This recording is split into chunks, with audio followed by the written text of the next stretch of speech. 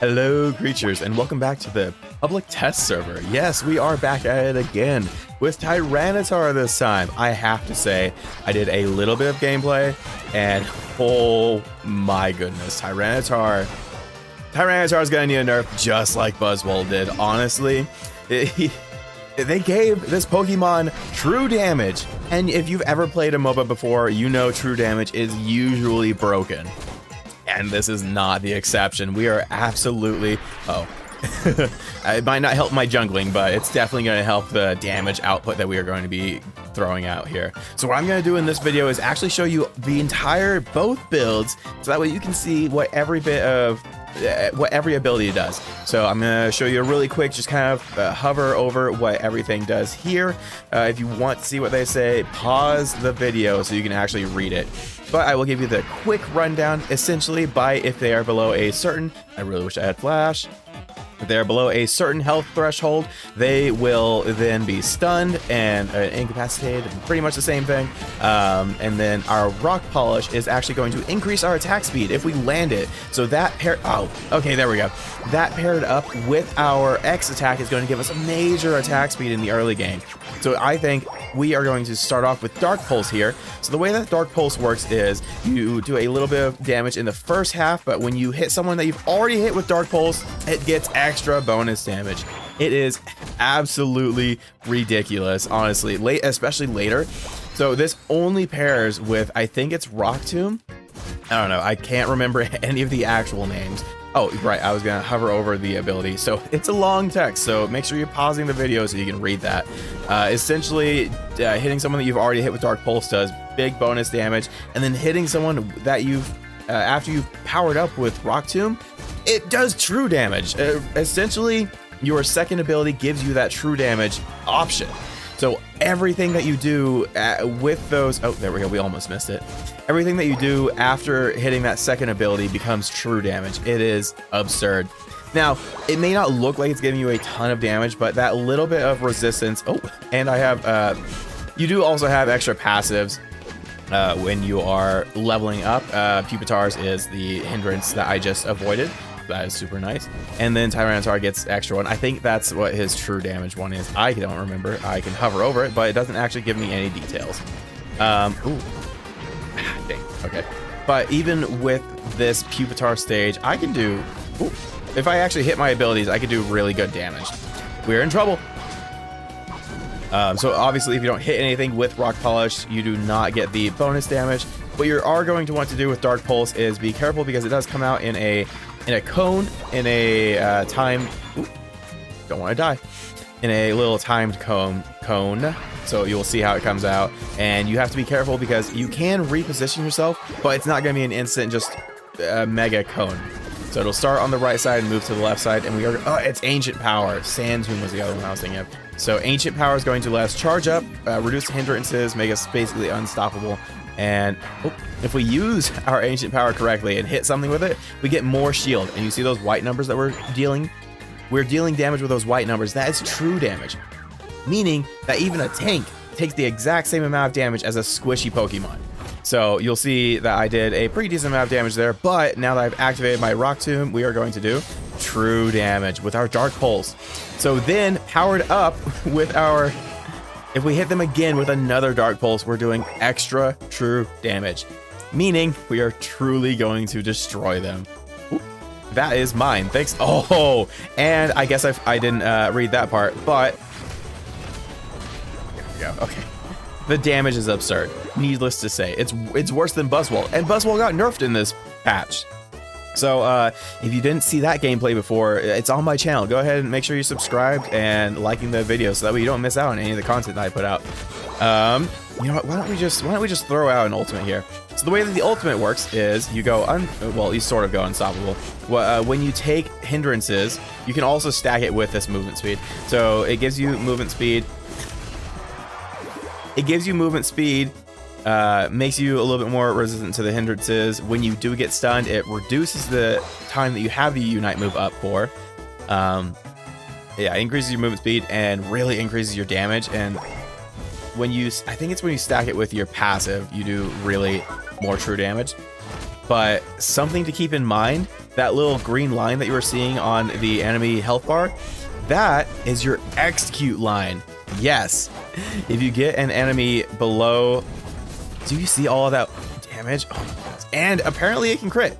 That's insane. And you don't have to charge it up all the way to get this true damage. So it might not be worth it to actually charge it all the way. But if you do charge it, if you let me charge it, if you do charge it, you also get a, there we go. So if you, hold on, let me get there. If you charge it, you get the stun, and obviously it does more damage. But the thing that comes after that is, what is it? No, it's just a second wave of ancient power. No, it's called something, and I just can't remember it. But basically, the damage that comes after, I love that you get extra movement speed. It's so dumb. The damage that comes after that is then going to give you a shield. I know that I tried to say that like 5 times in a row. Bear with me. I am dealing with a lot of caffeine and trying to wake up. But yeah. So you see this little extra bit of movement speed that you get by just charging. Pair that with a unite move. It does stack, and then I imagine you could also run it with X speed and just go super fast. You could probably make it across the map in like just a few seconds. That could be worth trying out. So I think we're gonna take out the Zapdos, just keep dunking on them really. And even I've seen this go against like 1v5, the shield, everything that you get. I'm going to run, well, I think we can save our unite move. So we're gonna run in here with this and pop it. And then we hit our shield, big shields, and then if this isn't proof enough to show you that true damage is disgusting and really shouldn't be a thing, especially in Pokemon Unite. Oh, okay. So it also gives you that little area effect that also is doing true damage. This Pokemon is just built with true damage, and it's disgusting. That's all I have to really say about it. Yeah, you do have to hit someone with that ancient power secondary. It's called something else. It's not called something else. I really thought it was called something else. Anyways, you get a little AoE here, and then, oh man, it's just, you shouldn't be doing 2,000 damage worth of true damage. It really shouldn't happen, but they let it happen, and wow, okay. I'm just really glad that I get to play out on the PTS and show you how strong these Pokemon are, because they are absolutely going to nerf them. But that's the point. That is the point of this PTS, that lets you test out just how strong, disgusting. I'm gonna ult. And then what the? They had like 2 green bar executes. That's weird. I don't actually know if that was, okay, so they're supposed to get, okay, it might be a little buggy because it's the PTS server, but they are supposed to just get destroyed. They're supposed to get executed once they fall below that line. I'm sure they'll fix that. I don't think they should, because it's a little, I'm stuck.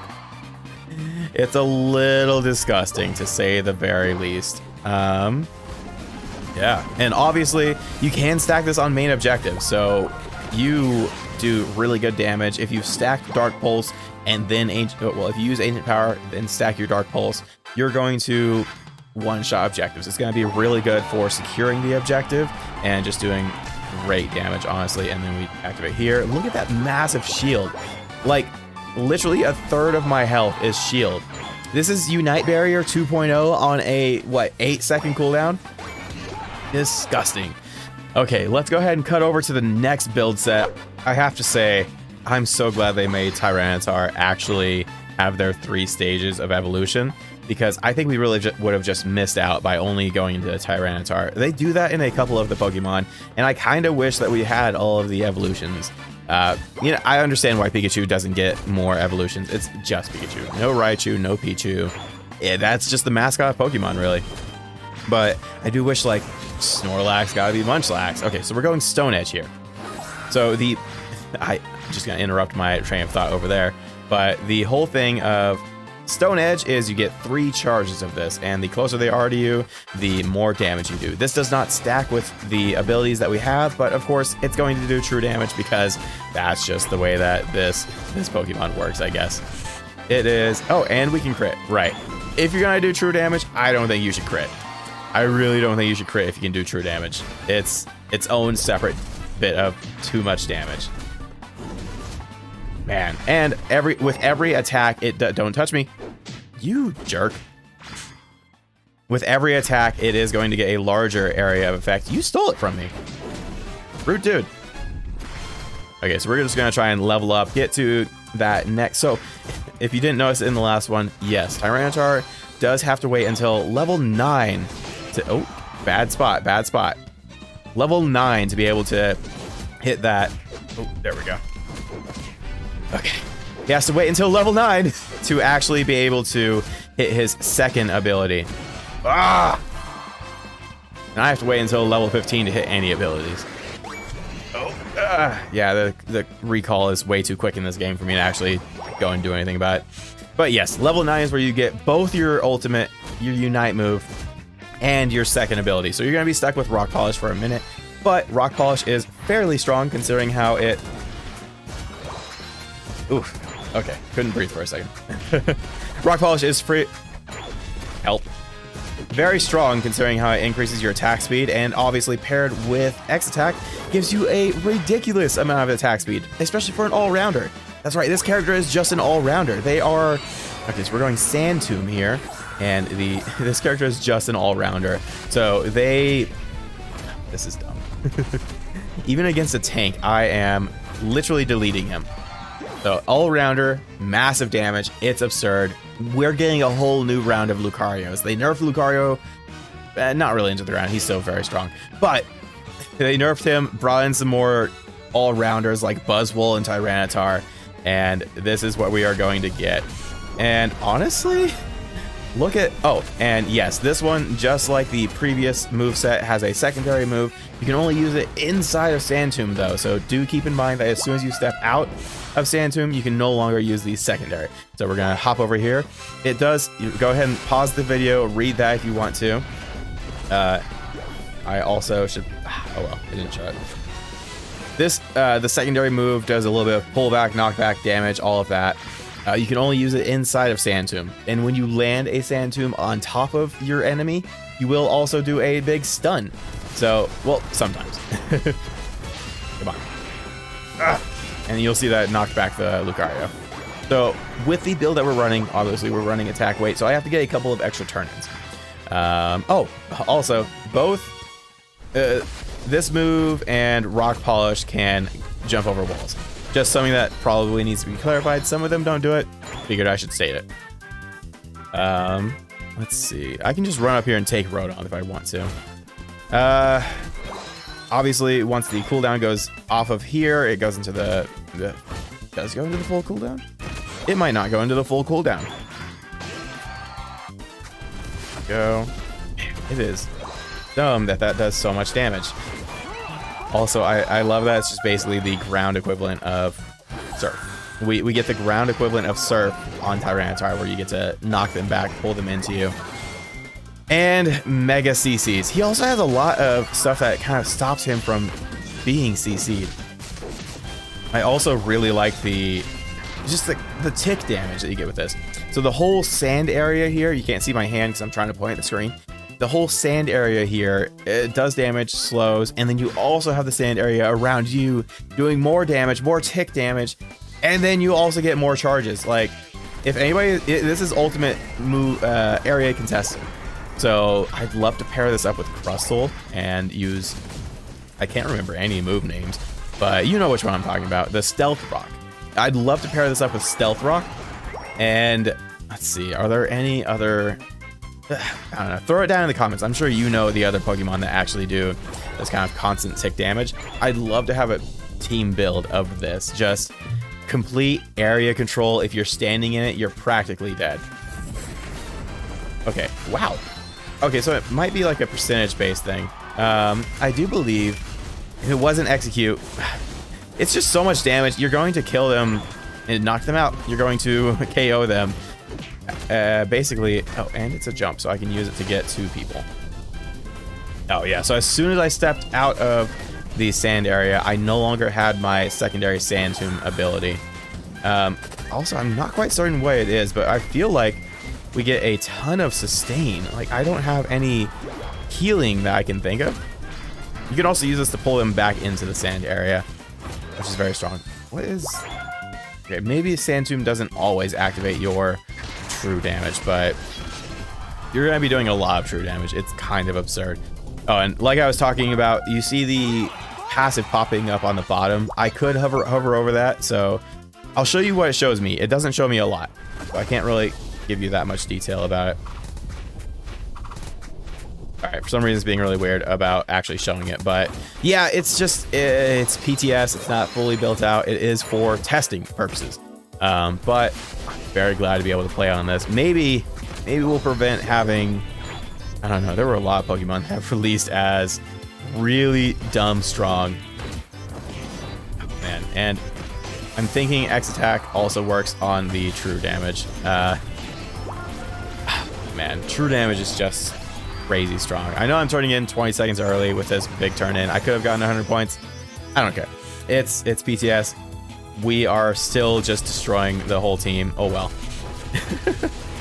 Oh man, you have so many moves up at once if you're running this ground build. The other one, I kind of wish that they had another. I like it when both build paths do the different typings. So for example, Buzzwole goes fighting or bug. You can also mix them up, but I like it when they have them. One path is all ground, one path is all dark, you know?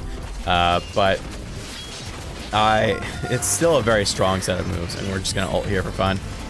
It is, I still got stolen from me. Anyways, game over. Oh, and the entire enemy team is done. Oh, hello. Oh, and obviously because big movement. Ew! If you just hit them with a tip of Sand Tomb, it pulls them all the way to you. That's something to keep in mind. Okay, that could be really big. Okay, so if I do this, it thinks I'm outside of the Sand Tomb. Weird. Okay. Cool. All right, well, if you enjoyed that gameplay and you want to see more, I mean, you're watching to this point, why not consider subscribing? Please leave a like on the video. It helps me out a ton. It will help the channel grow, get it shown to many other people. And I hope to see you in the next Pokemon PTS whatever video. I'll see you creatures in the next one. Bye-bye.